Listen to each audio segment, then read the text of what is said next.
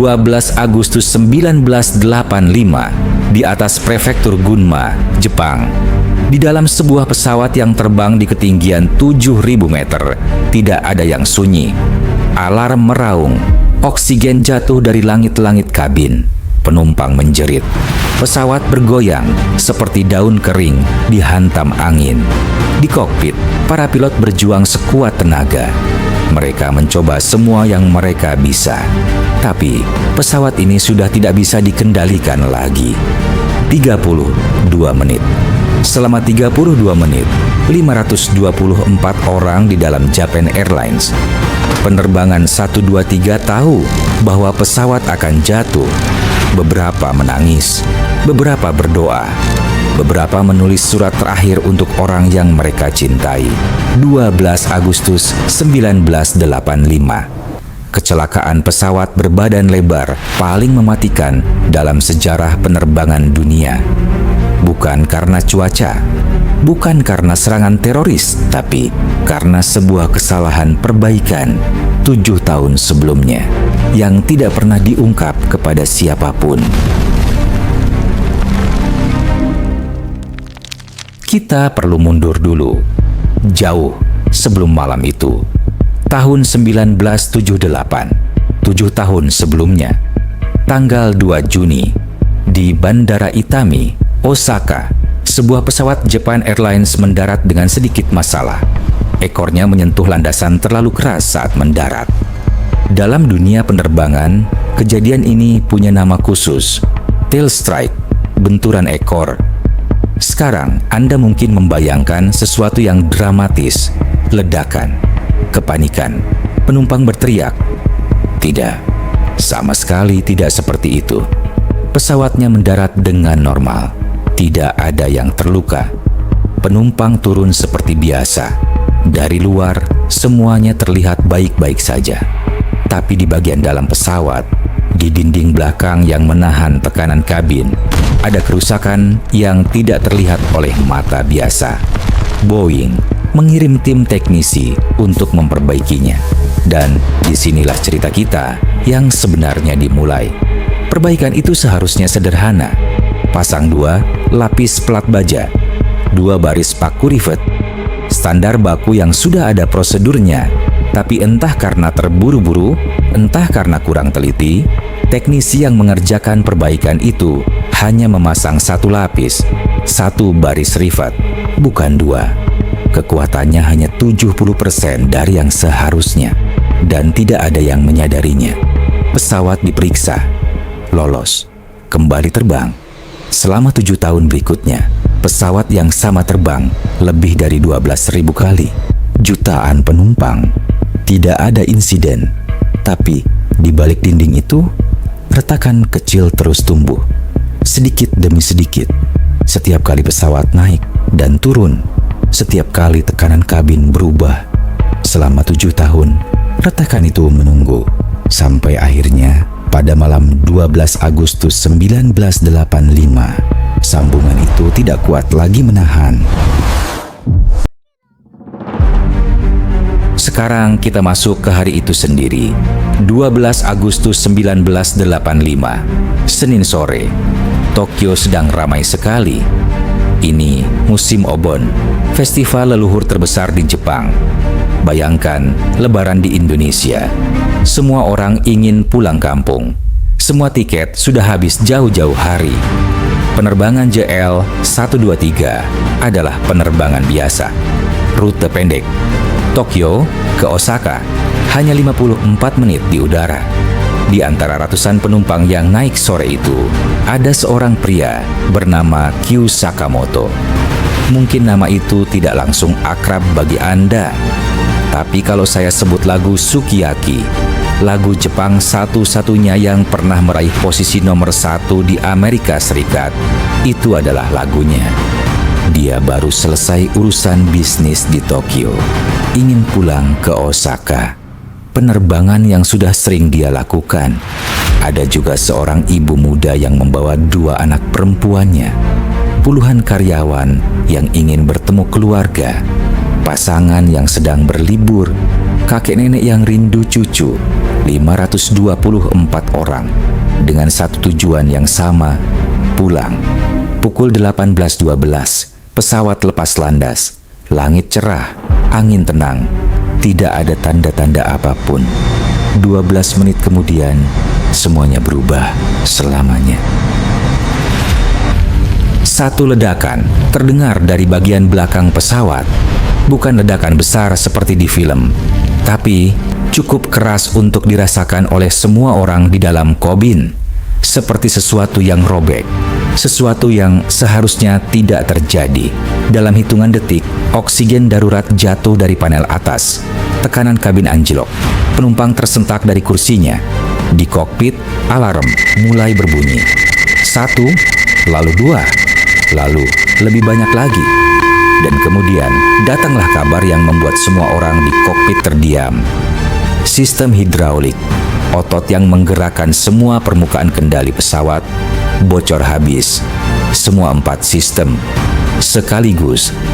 Tanpa hidraulik, pesawat tidak bisa dibelokkan ke kiri atau kanan. Tidak bisa dinaikkan atau diturunkan dengan normal. Kemudi tidak merespons. JL123 terbang di ketinggian 7.000 meter. Tanpa kemudi. Kapten Takahama Masami, pilot senior dengan lebih dari 12.000 jam terbang, menghubungi Tokyo Control. Dan dari sinilah 32 menit yang paling mencekam dalam sejarah penerbangan dimulai. Berikut adalah detail petugas kokpit yang bertugas. Kapten Masami Takahama, berusia 49 tahun. Takahama adalah pilot veteran yang telah mencatatkan sekitar 12.000 jam terbang. First Officer Yutaka Sasaki, berusia 39 tahun. Sasaki sedang menjalani pelatihan untuk promosi menjadi kapten dan menerbangkan penerbangan 123 sebagai salah satu penerbangan evaluasi. Flight Engineer Hiroshi Fukuda. Fukuda adalah insinyur penerbangan veteran yang telah mencatatkan sekitar 9.000 jam terbang. Tokyo Control. Confirmed. Total hydraulic failure. All 4 systems. We cannot steer the aircraft. We cannot control altitude. Requesting vectors to nearest airport. We need emergency services standing by on the ground. Japan Air 123. Mayday acknowledged. Confirm. Total hydraulic failure. Unable to control aircraft. Tokyo Control. We are unable to comply. We cannot turn left. We cannot turn right. We have no rudder control. We have no elevator control. We are trying differential thrust to control the aircraft. Stand by. Japan Air 123. Understood. You are priority traffic. All emergency services on standby. We are with you. Report every 2 minutes. Japan Air 123. Understood. You are priority traffic.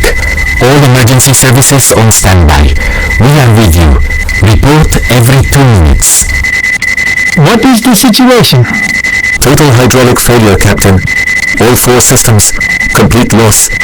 We have declared Mayday. We cannot control heading or altitude. Manual reversion. No response. Nothing works.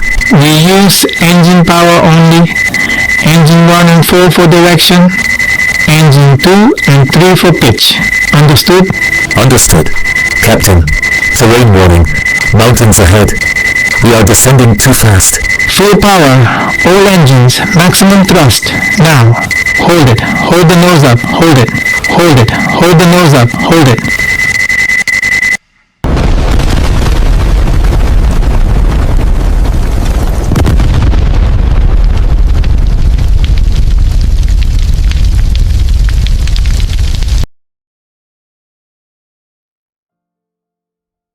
Kapten Takahama memerintahkan tenaga penuh di semua mesin. Tim berusaha menaikkan hidung pesawat.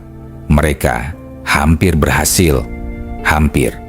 Pada pukul 18.56 menit, Japan Airlines penerbangan 123 menyentuh lereng Gunung Takamagahara dengan kecepatan lebih dari 600 km per jam. Tidak ada transmisi terakhir dari kokpit. Tidak ada kata-kata perpisahan, hanya sunyi. 520 jiwa dalam sekejap pergi. Keesokan paginya, ketika tim penyelamat akhirnya mencapai lokasi, mereka menemukan sesuatu yang tidak terbayangkan. Di antara reruntuhan itu, ada 4 orang yang masih bernapas. Keempatnya perempuan. Keempatnya duduk di bagian belakang pesawat, bagian yang terlempar saat benturan dan jatuh sedikit lebih lembut dari yang lain. Salah satunya adalah Yumi Ochiai, seorang pramugari berusia 26 tahun yang sedang tidak bertugas. Dia naik sebagai penumpang biasa untuk pulang menemui keluarganya. Dalam kesaksiannya kemudian Yumi berkata bahwa setelah benturan, dia masih bisa mendengar suara-suara di sekitarnya. Tangisan, erangan, orang-orang yang masih hidup. Tapi satu persatu, suara-suara itu berhenti. Pertanyaan yang sampai hari ini masih menyakitkan.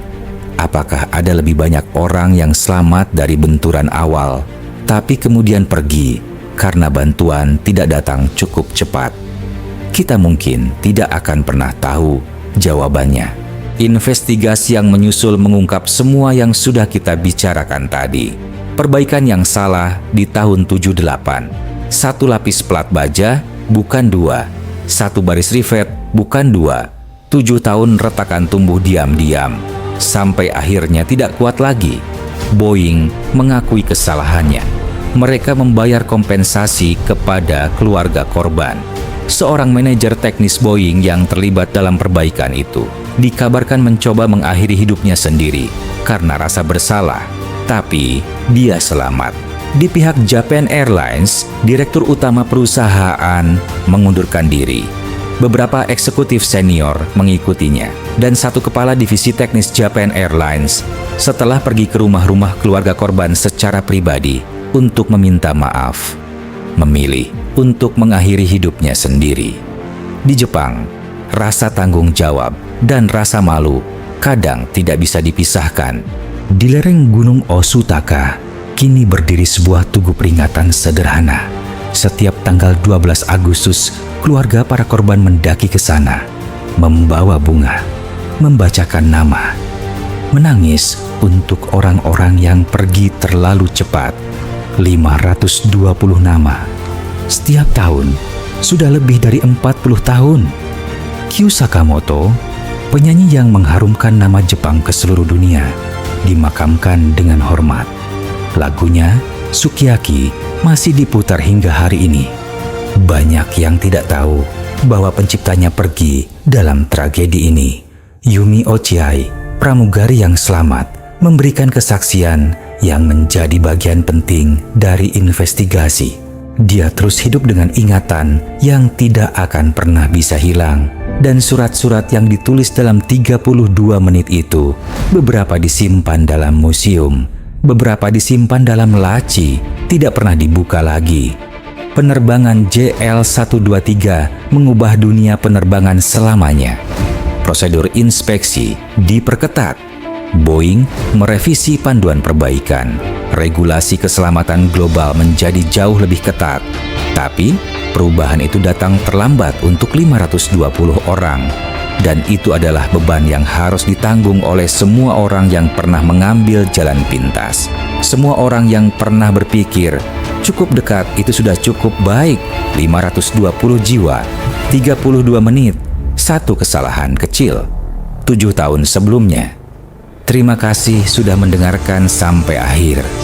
Kisah ini nyata, dan orang-orang ini nyata. Semoga mereka tidak pernah terlupakan.